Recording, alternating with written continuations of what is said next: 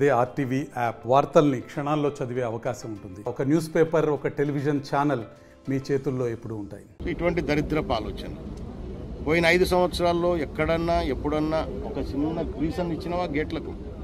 5 సంవత్సరాలలో ఈ సంవత్సరం మళ్ళీ మనం అధికారంలోకి వచ్చిన తర్వాత ఓఎండ్ఎం కింద మెయింటెనెన్స్ కింద చిన్న చిన్న వర్కులు, మెయింటెనెన్స్ వర్కులు కూడా లేవు.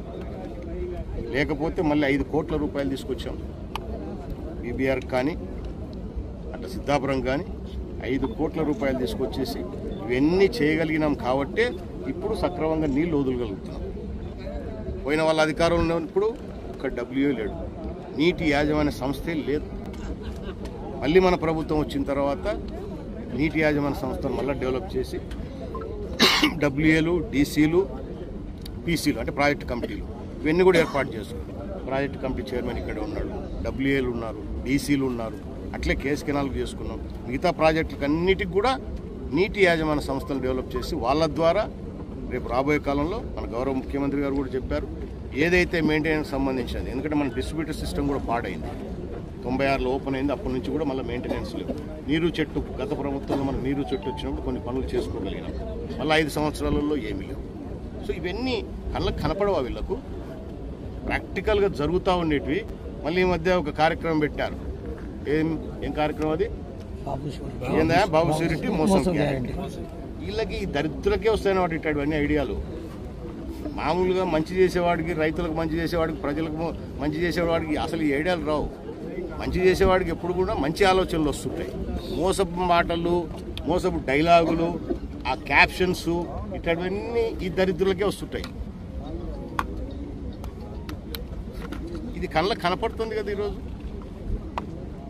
ఒక్క ఇరిగేషన్ ప్రాజెక్టే కాదు, గ్రామాలకు పోండి, రోడ్లు చూసుకోండి, అదే హైవేస్ చూసుకోండి, ఆర్ఎండ్బి రోడ్లు చూసుకోండి, తల్లికి వందనం చూసుకోండి, పెన్షన్లు చూసుకోండి. ఏది ఏ కార్యక్రమం లేదు. ఇప్పుడు వైఎస్ఆర్లు నిన్న తిరిగినా, మొన్న తిరుగుతున్నా, అఖిలమ్మ కూడా తిరుగుతూ ఉంది. ఎక్కడ చూసి ఆ వైఎస్ఆర్ ఇళ్ళలో ఒక్కోరు ఇంట్లో 5 మంది 10 మంది ఉన్నారు. వాళ్ళకు కూడా ఇచ్చినాం. అవునా? వీళ్ళు మళ్ళా బాబు షూరిటీ మోసం గ్యారెంటీ. ఈ క్యాప్షన్స్, ఈ పేర్లు వాళ్ళకే వస్తాయి, మోసగాళ్ళకే వస్తాయి. ఇటువంటి పేర్లు మంచి వాళ్ళకి రావు. సో మీరు ఎన్ని తిక్కకూతలు కూసినా, ఎన్ని ప్రజలను మళ్ళా మభ్యపెట్టాలని చూసుకున్నా, రైతులు కానీ, ప్రజలు కానీ, సామాన్యులు కానీ అందరూ కూడా ఈరోజు ఈ ప్రభుత్వం బాగుందని చెప్తున్నారు. మేము ఇంటింటికి వెళ్తున్నాం. బాగుంటే బాగుందని చెప్పమంటున్నాం, బాగలేకుంటే బాగలేదని చెప్పమని అడుగుతున్నాం. ఎవరిని మేమేం బెదిరియడం లేదు. అవునా? పోలీసులతో కేసులు పెట్టియడం లేదు. గతంలో వాళ్ళు గడప గడపకు తిరిగారు. ఏమైంది? ఓ సందులోకి పోవడం, చుట్టూ వైఎస్ఆర్లను పెట్టుకోవడం, పోలీసులను పెట్టుకోవడం, ప్రజల దగ్గరికి పోయేది లేదు, వాళ్ళని అడిగేది లేదు. ప్రభుత్వ పథకాలు మీకు అందుతున్నాయని ఏ ఇళ్ళకు పోయినారా వాళ్ళు? బుక్కులు మాత్రం లావుట్ కొట్టించారు. ఒక్కొక్క బుక్ 2000, 3000 అవుతుంది. అది వాని బీదోనికి ఇచ్చినా పని జరుగుతుంది.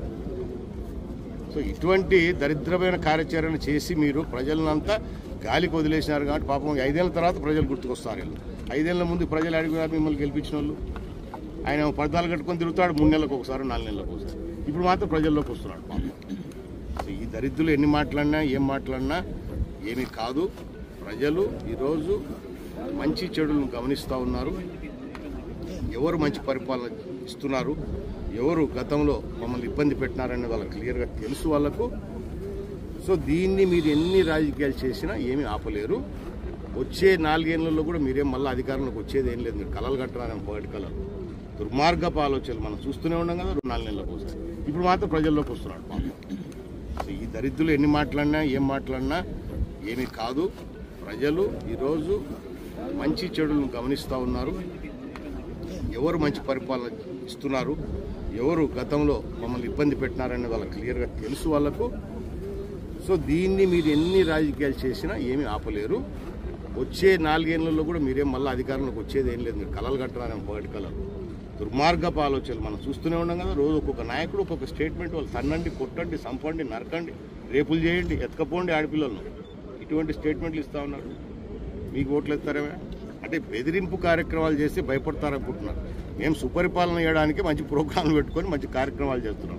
సో మీ గురించి పెద్దగా ఆలోచన చేసే టైం మాకేం లేదు. మాకు చాలా బాధ్యతలు ఉన్నాయి. ప్రజలు మాకు బాధ్యత ఇచ్చారు. ఆ కార్యక్రమాన్ని ఇప్పుడు చేపట్టి మరిన్ని వీడియోస్ కోసం ఛానల్ ని సబ్స్క్రైబ్ చేయండి. లేటెస్ట్ అప్డేట్స్ కోసం వాట్సాప్ ఛానల్ ని ఫాలో చేయండి. అండ్ లింక్ డిస్క్రిప్షన్ లో ఉంది.